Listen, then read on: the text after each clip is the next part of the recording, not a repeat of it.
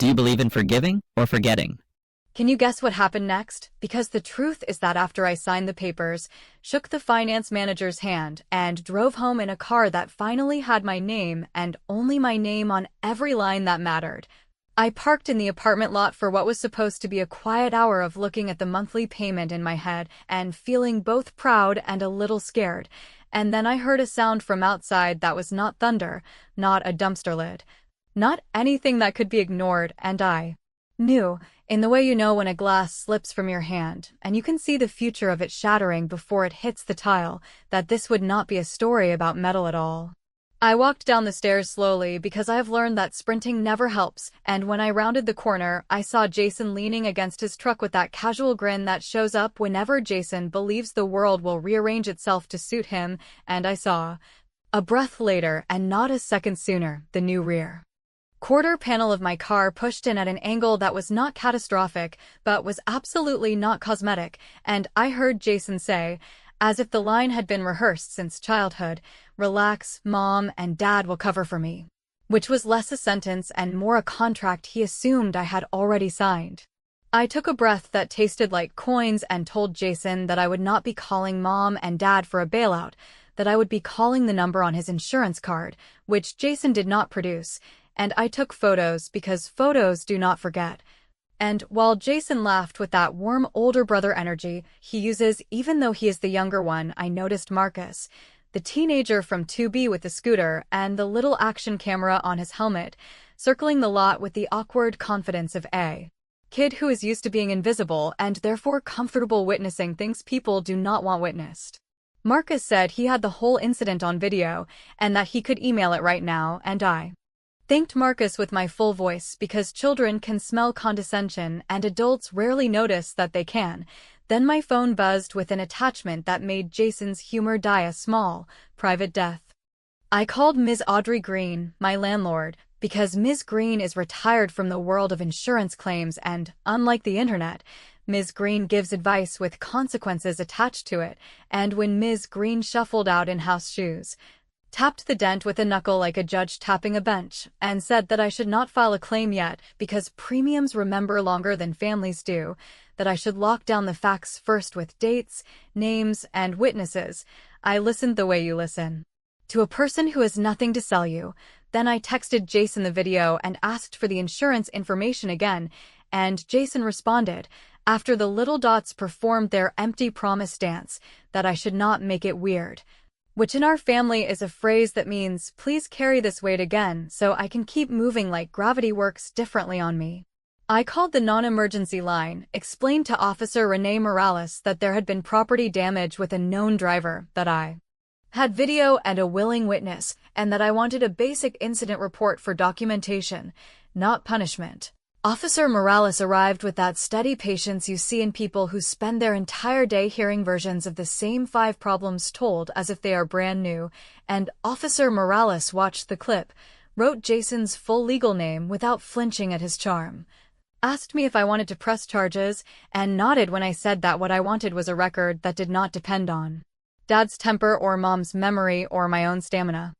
While Officer Morales was still writing, Mom called because a neighbor had texted her about the cruiser, and Mom asked me to put the officer on the phone so Mom could help everyone calm down, and Officer Morales, bless the boundary, spoke directly to Mom with neutral professionalism, explained that a routine report was being taken, and then returned the phone to me without any wink that would let Mom pull it into a family fable after the paperwork. Officer Morales gave me the incident number with that brisk kindness that feels like a hand on your back, and she left, which is when the second wave hit, the one where Jason tried the in-house solution pitch about doing the repair at his shop as a favor. The kind that magically becomes a freebie for him and a phantom on my conscience, and I said that I would be bringing the car to the shop only if the estimate held to the posted rate and only if Jason paid the invoice directly. Because I do not believe in discounts that turn into debts. You pay with your dignity. That night I did a kind of homework I wish none of us ever had to do, where you learn the difference between what feels fair and what keeps you safe, and I priced the repair, and I read my policy. And I wrote down the timeline Ms. Green had spelled out because Ms. Green understands that paper is not the enemy of love. Paper is the rescue rope you throw to yourself when the conversation goes sideways and people start telling you that your memory is the problem. Jason texted a half apology, wrapped in a joke and promised to Venmo Friday, and I responded with a clear yes to the payment and a clear no to any repair games. Then I put the phone face down and stared at the ceiling, thinking about how many times I have been asked to be the family soft landing and how that softness has been mistaken over the years for consent. On Sunday, I drove to Mom and Dad's because Mom had asked for dinner in that voice that pretends not to be a summons, and I brought the printed report because ink, unlike tone, cannot be argued with. And when Dad raised his glass to toast Jason's hustle, and when Mom began warming the room with stories that make favors sound like family heritage, I laid the paper on the table like a placemat and said that I would not file a claim if Jason paid by Friday, and I watched the smiles drain with the exact speed that respect enters a room when you say you will not be paying anyone's interest anymore. The drive home felt like the part of a roller coaster where the chain is lifting you and you cannot jump off and you cannot pretend you want to. And when Friday afternoon arrived with no payment and no explanation,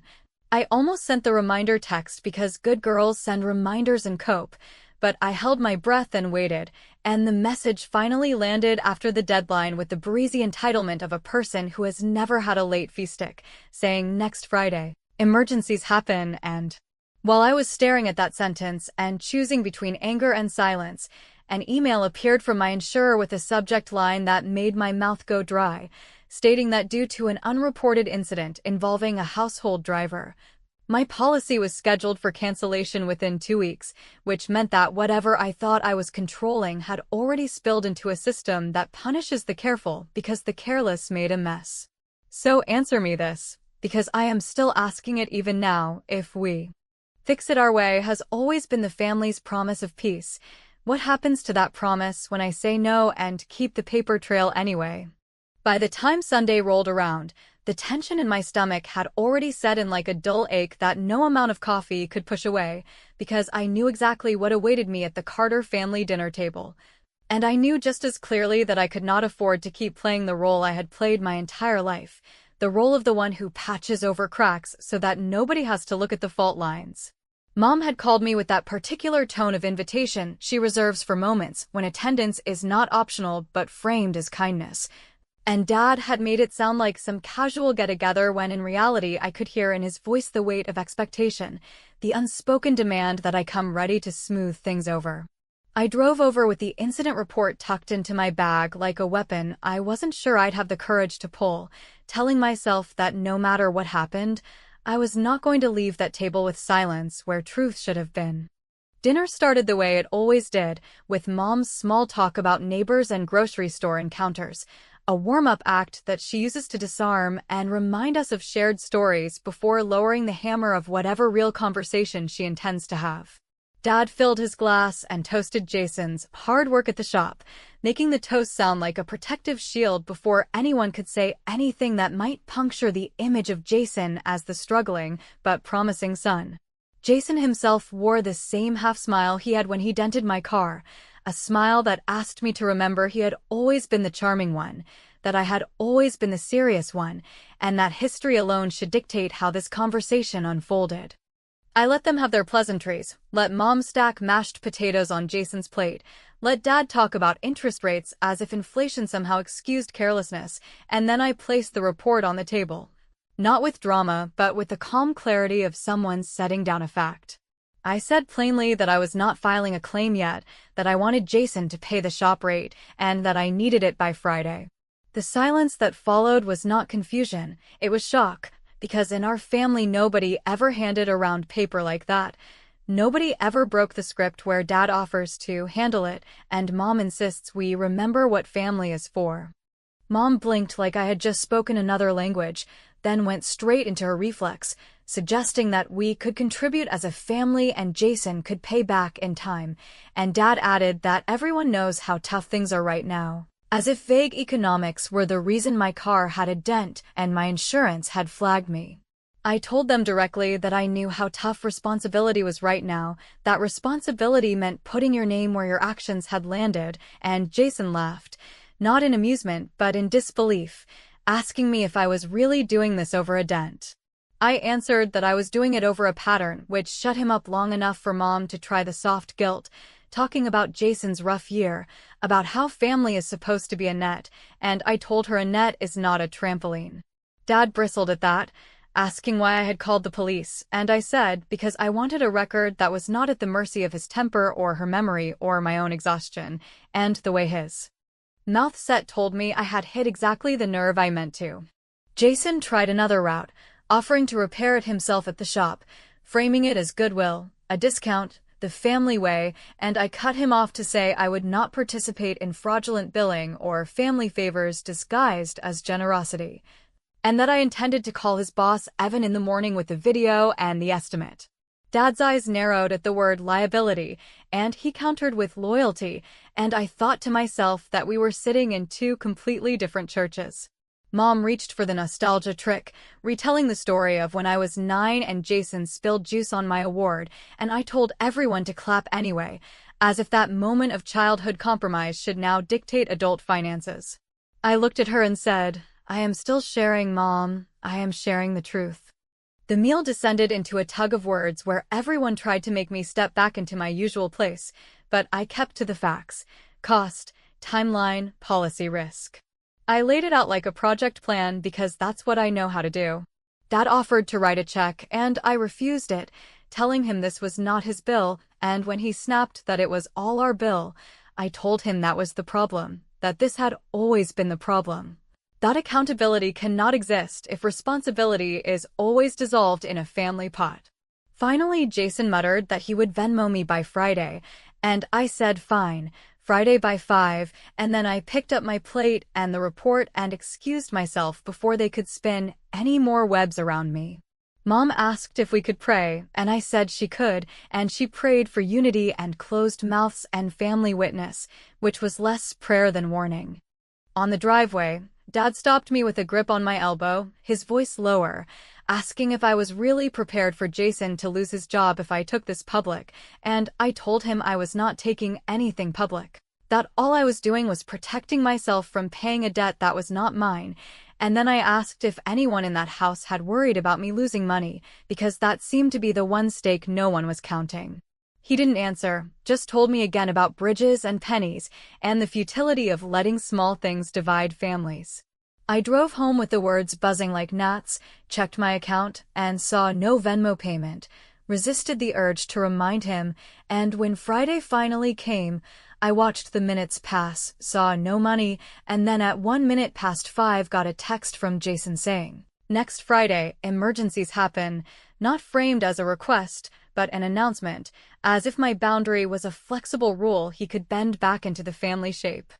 Before I could even type a response, an email dropped into my inbox from my insurer, stating in bureaucratic black and white that due to an unreported incident involving a household driver, my policy was scheduled for cancellation in 2 weeks. And in that instant the roles flipped, because I was no longer the one demanding accountability. I was the one standing in the crosshairs of a system that punishes the careful for living with the careless, and I realized that my fight had just moved beyond family dynamics into a world where silence could cost me far more than pride. When I opened the email from my insurance company and read that my policy was set for cancellation because of an unreported incident involving a household driver, my first reaction was not even anger, but a kind of hollow disbelief. The kind you feel when you have done everything right, when you have gathered your evidence, taken your photos, documented names and dates, and still the system treats you like the one who has been reckless. And as I stared at the line about cancellation effective in 14 days, I realized that what I was fighting was not just my brother's carelessness or my parents' endless appetite for covering him, but also a structure that assumes guilt for anyone who does not bend immediately into its forms. The bitter detail was that the system thought Jason was a household driver, not because he lived with me, but because the policy had an outdated address in one field that I had corrected months earlier in another, and that single bureaucratic gap was enough to trigger the penalty, which meant my battle had suddenly shifted from family arguments around mashed potatoes into the realm of paperwork clocks where every hour counts. I called Ms. Green, Because when panic strikes, you reach for the voice that knows which forms matter and which ones don't, and she answered on the second ring, listened without interrupting, and then laid it out with the efficiency of someone who has spent years watching people lose everything because they missed one step. She told me that I had 72 hours to get the file into review, that I needed to submit the police report number, an updated address correction in writing, and the dashcam footage with a signed witness statement, and that if I missed even one of those pieces, the cancellation would roll forward like a train you cannot stop. I hung up and started moving, because this was not a problem you could talk down or charm your way out of. This was a clock, and either you respect the tick or it eats you. At the precinct, I asked for the report, and when the desk clerk printed it with a bored expression and stamped the addendum I had requested, clarifying that Jason was not a household driver, but an independent one, I felt a strange mix of relief and rage, because the clerk's casualness reminded me that for her this was routine, just another piece of paper in a pile, but for me this was the difference between solvency and ruin. Back at the apartment, I found Marcus waiting with his scooter propped against the railing, holding a printed statement that he had typed himself, complete with the date, time, and description of what he saw, and when he signed it with a flourish. It hit me that this teenager, the kid most adults ignored, had done more to stand beside me in truth than my own parents had, and that fact settled in my chest like a heavy stone I didn't want but couldn't put down. I scanned everything, emailed it to the insurer with urgent review request in the subject line, and then sat on hold for nearly an hour until a representative finally told me that the file had been marked and that a temporary hold had been placed on the cancellation, and even though temporary was not victory, it was at least a reprieve. That night, I left a voicemail for Evan Bloom, Jason's boss at the body shop, explaining that I had the video, the incident report, and the estimate, and that I planned to have the repair done at his shop only if the payment was handled properly, with Jason listed as the responsible party, and I said it not as a threat but as a courtesy, because I knew that in small businesses the story always gets around, and I wanted him to hear it from me before someone else framed it differently. Evan called back later with a cautious tone, said he appreciated the transparency, and told me to bring the car in Monday morning so he could look at it personally, and that small shift, from me being a problem to me being a client, gave me a sense of leverage I hadn't felt in weeks. I texted Jason that night, told him the insurance had sent a cancellation notice, but that I had stopped it, and that he needed to be at the shop on Monday to face the invoice, and his response was not gratitude, not even denial, but the kind of wounded accusation only he can deliver, the line, "Why would you do that to me?" I stared at the screen, and in my head the words formed, "You did this to me," but I didn't send them, because I have learned that when you put truth in text, it can be twisted into drama, so instead I typed, "See you at the shop at 9.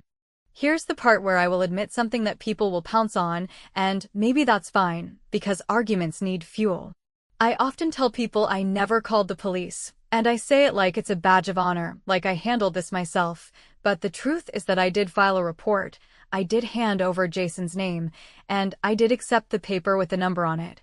So technically I did call, and yet in my head I separate it, because to me calling the police has always meant trying to get someone punished, while filing a report has meant creating a record that stands apart from memory. Maybe that's a contradiction, maybe it's a lie I tell myself, maybe it's both, but it's how I draw the line, and if that bothers anyone, good, let it, because this story is not meant to sit quietly in the corner without debate. On Saturday, Mom showed up at my apartment unannounced with a casserole dish in her hands, and when I opened the door, she tried to act like it was just a drop-by visit, but within 5 minutes she was circling the subject, suggesting that I release Jason from public embarrassment, and when I asked what she meant by public, she admitted that she had already called Officer Morales to try to smooth things over. That's when the twist landed, because Mom revealed that Morales was her cousin's daughter, someone who had grown up at the same family reunions, and Mom had assumed that connection would shield Jason, but what it actually did was force her to face the truth, because Morales refused to discuss it with her and told her to talk to me directly. The family tie didn't save Jason, it saved me, because it blocked the usual back channel and made Mom deal with the person she least wanted to, me. By Monday, when I brought the car to the shop, Evan looked at the dent, pulled up the estimate, and told Jason directly that he would not be touching the repair order, that it would be done by the book, and that the invoice would be Jason's alone. Jason flushed red, not because of shame but because in that moment his boss was taking my word and not his, and he realized Charm wasn't going to close this door. I left the shop with Evan's assurance and a strange quiet in my chest, a calm born not of victory but of knowing the ground had finally shifted under Jason's feet. But just when I thought I had contained the crisis, my phone buzzed with a message from Ms. Green telling me to check my mailbox because a certified letter had arrived from the insurer, and when I opened it, I saw that a second notice had been triggered. This one demanding proof that I had notified them within the official disclosure window, and that if I failed to provide it, I could face back-billed premiums stretching months into the past. That was when it hit me. The paper clock had not just started once, it was resetting again, and if I didn't keep running, the system would find a way to punish me all over again. By the time the certified letter sat on my kitchen table like a small brick with my name stamped on it in machine ink, I had already decided that if the system wanted proof, it would get proof arranged in an order so clean that even a tired claims handler at the end of a long shift could read it without guessing, which meant I gathered the police report with the addendum clarifying that Jason did not live with me, printed my wireless call logs showing the night I phoned the non-emergency line to request an incident number, pulled the email with Marcus's video and his signed statement that spelled out the exact minute the bumper met the panel. And then did the thing my old self would have skipped because it felt like asking for permission when it was really asking for accuracy, namely, stopping by my manager's desk and saying in plain language that I needed a one-sentence note verifying that. On the morning after the dent, I had warned her I might be late because I was coordinating with an officer and a repair shop, which she produced in 5 minutes without fuss because grown-ups recognize a legitimate paper trail the way chefs recognize clean counters, and with that small packet complete I walked it to Ms. Green, who shuffled the stack with the calm precision of a person who has navigated hundreds of lives through storms just like mine and told me to answer each insurer question in the sequence they had written, to keep my sentences simple enough to survive photocopiers. And to put my strongest piece last, because decision-makers remember endings more than middles.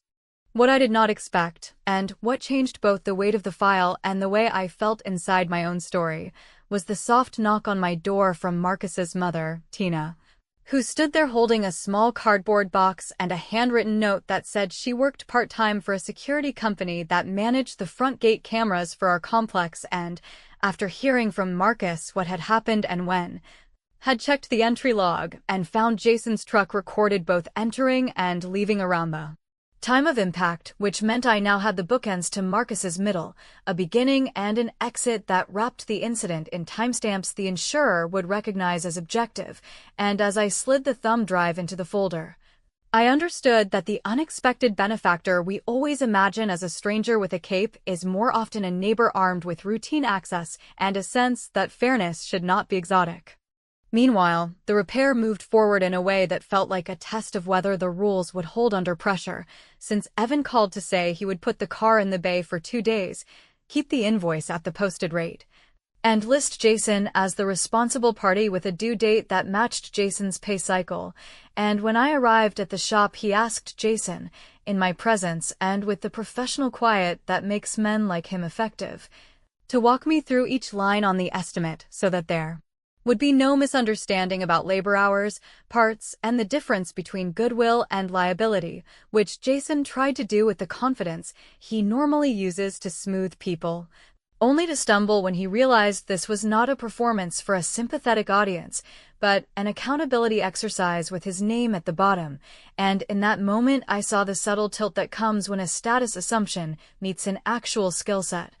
Because Evan, who had no reason to flatter me, glanced at my work badge and said that project managers understand vendor compliance better than most, and that what I had done here, sequence, documentation, escalation, was simply that competence applied at home. On the family front, the weather shifted in more social ways, since Mom texted about people at church being concerned about the spirit of accusation.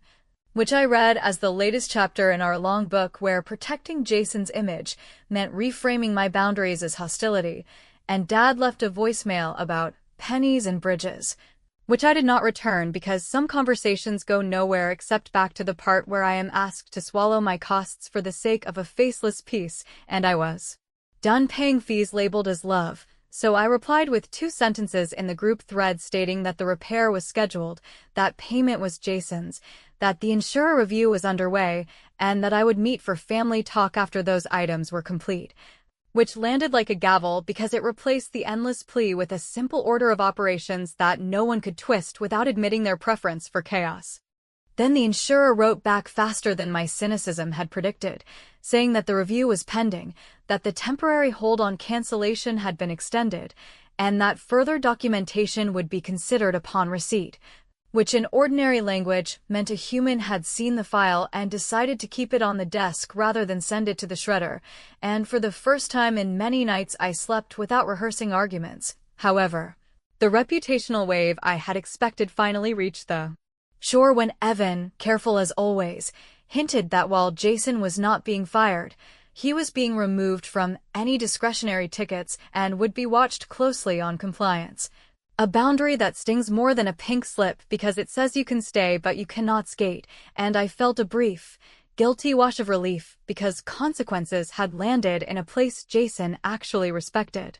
What made the day feel like a chapter turn rather than a mere page flip was the moment Tina handed me not just the gate log, but also a simple sentence about why she did it, a line that said, "When rules are clear, people get calmer," which echoed in my mind when I sat at my kitchen table and drafted a short cover note for the insurer that closed my packet with the motive Ms. Green had suggested I offer, namely, that I chose documentation over drama to protect my policy, avoid any misuse of shop resources, and create a path for repayment without shame, because I still believe in family, just not in family that asks me to lie to an invoice. I sent the packet, heard the tiny email whoosh, and realized that the next moves were not mine alone, since the insurer would decide on its timeline and Evan would enforce his, while Jason and my parents would either adapt to the new map or try to redraw it in the old shapes, which is why, as I stood in my doorway and watched Marcus whirl past with his helmet cam and a wave that said normal life continues,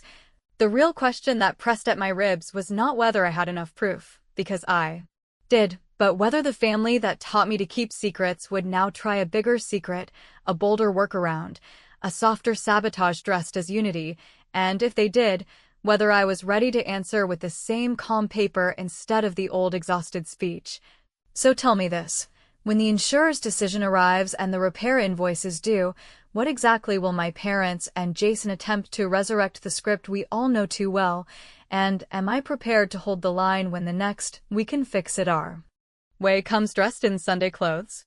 When the email from the insurer finally landed with language so dry it could scratch, confirming that my address correction had been accepted, that my disclosure was deemed timely based on the call logs and the stamped incident report, and that the cancellation had been withdrawn pending any future claim I might file, I sat at my desk long enough to feel the weight shift from my shoulders to the paper in front of me, because in that one decision the ground tilted away from panic and toward process, which meant the last piece was not a phone call with a stranger or an argument on a curb, but a conversation in my parents' living room where I would tell the truth without asking for permission to do it. I picked up the car from Evan with the kind of gratitude that does not require speeches, listened while he explained the repair had been completed at the posted rate, took the invoice marked unpaid by customer Jason Carter, with a due date in 7 days, and noted the carbon copy addressed to Jason's file, then thanked Evan for running his shop like a place where rules protect everyone, even when those rules make the room colder for a minute. I texted my mother that I would come by Friday, received a reply thick with words like unity and forgiveness, and understood that while I had spent weeks building a timeline and a folder, they had spent the same weeks building a stage for a ritual where I was supposed to lay my boundaries down like a coat over a puddle and watch the golden sun walk across without getting his shoes wet, and the realization did not make me angry so much as determined, because if I had learned anything in this mess, it was that a boundary untended turns into someone else's opportunity. So I walked into the living room at the appointed hour and saw the folding chairs arranged as if a modest tribunal had been convened, with Dad standing behind them like a court officer and Mom seated with a tissue in one hand and the other hand on Jason's knee. And I felt the familiar tug to soften, to speak first in a voice that apologized for breathing, but I did not sit until I had placed a thin folder on the coffee table and said that I would be brief and that I would not be negotiating. Facts, because what I had brought was not a grievance, but a record, and records do not need sympathy to stand. Dad began with his speech about family and about outside forces and about the danger of letting strangers decide what belongs inside a home, and I let him finish, not because I agreed, but because I have learned that interrupting a performance only lengthens it. And when he was done, I slid the first page across the table, the insurer's decision, then the second page, the repair invoice naming Jason, then the third, the police report with Jason's full name printed in that calm font that cannot be argued with, followed by a simple sheet Ms. Green had helped me draft that broke the invoice into 3 equal payments aligned to Jason's paydays, with late fees defined and consequences spelled out, and I said, without heat, that no claim had been filed and that I did not want one, that what I wanted was for the cost of the dent to sit where the dent had landed. Jason tried an apology that touched nothing, a vague, sorry for the stress, that treated harm like weather, and I asked him to read the debtor line on the invoice out loud, which he did with a tight jaw. And then he asked for more time in the smooth tone he uses on parts suppliers, and I told him that more time was possible if he signed the schedule tonight, that I would not be carrying a balance for him, and that if the first payment failed I would file the claim with the report attached and let the process complete itself, because I am done managing outcomes for people who do not manage their own inputs. Mom cried then, not the hysterics of a show but the smaller, harder tears of a woman realizing that her protection has had a price she never tallied, and when she reached for my hand I took it, because I do not need to punish her to tell the truth, and she said, very quietly, that she had spoken to her cousin's daughter, Officer Morales, and that Morales had told her, just as quietly. That paperwork is not betrayal, it is clarity, and I watched something unclench in my mother that had been tight since the day Jason learned that charm could be a tool and she learned that cleaning up after him could be a calling. And in that small loosening I felt more love than in a dozen Sunday lunches. Dad looked at me with a kind of stupefied respect I had not seen since I was a teenager who organized his filing cabinet during tax season, and he asked the question he always asks when he sees a system he did not design working, which is whether I was prepared to live with the consequences if Jason walked away angry, and I told him that I had been living with the consequences of avoiding Jason's anger for years, and that those consequences had names like higher premiums, swallowed pride, strained sleep, and a hunger I couldn't name until I bought my car and realized I wanted my name to matter in my own house, and then I turned to Jason and asked whether he was prepared to live with the consequences of being treated like someone whose choices count, because that is the only way he becomes someone who chooses better. Jason stared at the contract like it might bite, then at Mom, then at Dad, and for the first time no one jumped in to translate his discomfort into my responsibility. He picked up the pen and signed, not with a flourish, but with a firmness that told me he understood that the path back to ease ran through a door called payment, and we both exhaled, not in friendship but in relief. I stood and gathered my copy, and Mom asked the question all mothers ask when the smoke clears, but the furniture still smells like the fire, which is whether we were okay. And I told her that okay for me now means every person carries the weight that belongs to their name, and that I am available for love and unavailable for erasure, and I hugged her because she is my mother, and because hugs are not IOUs, and I nodded to Dad, who nodded back like a man who had feared a courtroom and gotten an adult daughter instead, and I walked to the door, where Jason caught up and said, in a voice I had not heard since we were children, that he would send the first payment tonight because Evan had advanced him part of his check on the condition that he square this with me. And while I do not cheer men for doing the minimum, I also do not snub a step in the right direction, so I said, I will mark it received, and left it at that.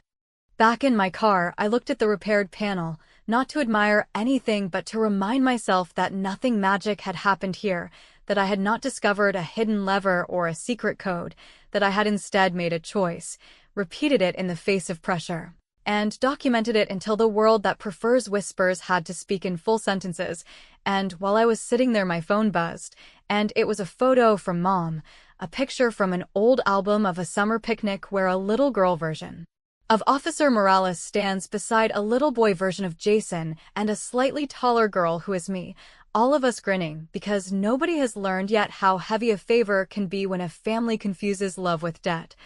And Mom had typed a line that was not a plea and not a threat, but something like a bridge, saying, "We were all children once. Maybe we can start acting like adults now." And as I stared at the screen, I felt the floor of the week shift under my feet again. Not down into a trap, but sideways into a space where reconciliation was suddenly possible on the condition that the paperwork remained on the table, which is how the episode closes in my mind, with the strangest reversal of all. Because after months of resistance, my mother is the one sending the first invitation to build a new family contract, and the question that sits on the armrest beside me is whether we will take it without tearing up the forms that made it possible.